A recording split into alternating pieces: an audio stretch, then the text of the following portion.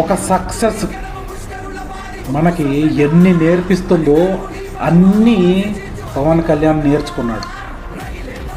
ఓడిపోతే ఒకలాగా, గెలిస్తే ఒకలాగా ఇప్పుడు ఆ మనిషి ప్రవర్తించాడు. ఎందుకంటే ఓడిపోయిన తర్వాత కూడా నిలబడ్డాడు.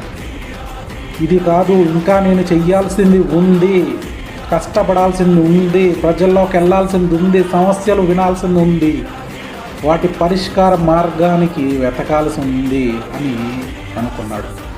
ఎవరైతే పేరు కూడా ఆయన్ని ఉచ్చరించకుండా దత్తపుత్రుడు అన్నారో వాళ్ళే పవన్ కళ్యాణ్ గారు అని అభినందించారు.